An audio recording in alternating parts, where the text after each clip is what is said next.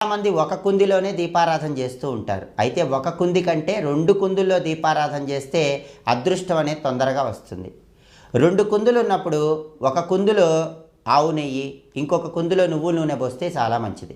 రెండూ కూడా లక్ష్మీదేవికి ప్రీతిపాత్రం. కాబట్టి ఒక దీపారాధన కుందిలో ఆవు నెయ్యి పోయండి, ఇంకొక దీపారాధన కుందిలో నువ్వుల నూనె పోయండి. లేదా రెండిట్లో ఆవు నెయ్యి పోసుకోవచ్చు, రెండిట్లో నువ్వుల నూనె పోసుకోవచ్చు. కానీ ఒక దాంట్లో ఆవు నెయ్యి, ఒక దాంట్లో నువ్వుల నూనె పోస్తే ఇంకా మంచిది.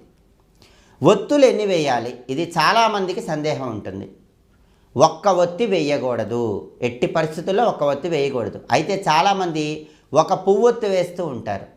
పువ్వొత్తి ఒకటి వేసినా సరే అది 2 ఒత్తుల కింద తీసుకోవాలి. ఈ విషయం చాలామందికి తెలియదు.